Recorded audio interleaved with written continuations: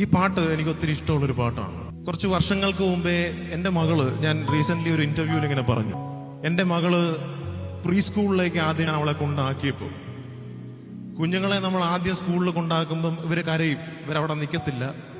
അപ്പൊ ഇത് കരയുമെന്ന് ഞങ്ങൾക്കറിയാം. അതുകൊണ്ട് സ്കൂളിൽ വിട്ടേച്ച് ഞാനും എൻ്റെ വൈഫ് ശ്രുതിയും ഞങ്ങൾ ആ ലൊക്കേഷനിൽ തന്നെ വണ്ടിയിൽ കിടന്ന് കറങ്ങുക. ഞങ്ങൾക്കറിയാം വിളി വരുമെന്ന്. അതുകൊണ്ട് ഞങ്ങൾ വീട്ടിലോട്ട് പോയില്ല, ഞങ്ങൾ അവിടെ കിടന്ന് കറങ്ങുക.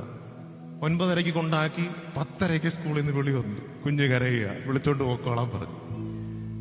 അങ്ങനെ ഞങ്ങൾ സ്കൂളിൽ പോയി. സ്കൂളിന്റെ റിസപ്ഷനിൽ നിൽക്കിയ ചെറിയൊരു സ്കൂളാണ്. ഈ മേളത്തെ നിലയിലാണ് കുഞ്ഞിന്റെ ക്ലാസ്. ഈ ആദ്യത്തെ ദിവസമായത് എല്ലാ കുഞ്ഞുങ്ങളും കരച്ചില്ല, കലവില എന്ന് പറഞ്ഞ കരച്ചില്ല. പക്ഷെ ഒരു കാര്യമുണ്ട്, ഈ കലവിലയുടെ ഇടയ്ക്കും എനിക്ക് എൻ്റെ കുഞ്ഞിന്റെ ശബ്ദം എനിക്ക് കേൾക്കാൻ പറ്റും. ഇവിടെ അപ്പന്മാരിപ്പുണ്ട്, നിങ്ങൾക്ക് എല്ലാവർക്കും ഈ പറയുന്നത് മനസ്സിലാവും. അമ്മമാരും ഇരിപ്പുണ്ട്, നിങ്ങൾക്ക് മനസ്സിലാവും.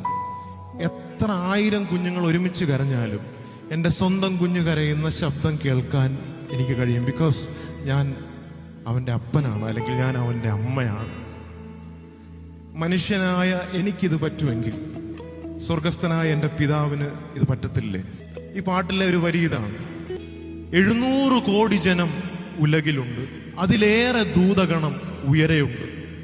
എന്നാലും ഞാൻ വിതുമ്പുന്ന നേരത്തും കാതോർത്ത് കേൾക്കുന്നോനെ, അപ്പാന്ന് കരയുമ്പം അൻപോടെ ഓടി വന്ന് മോനെ എന്ന് വിളിക്കുന്നോനെ, എന്നെ മോനെ എന്ന് വിളിക്കുന്നോനെ.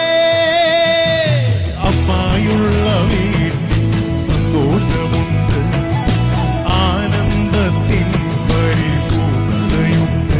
യേശു അപ്പായുള്ള വീട്ടിൽ സന്തോഷം, ആനന്ദത്തിൻ പരിപൂർണതയുണ്ട്. ആത്മാവിലുയരുന്ന ആരാധനയുണ്ട്, ആശ്വാസഗീതമുണ്ട്. ആത്മാവിലുയരുന്ന ആരാധനയുണ്ട്, ആശ്വാസഗീതമുണ്ട്. എവിടെ?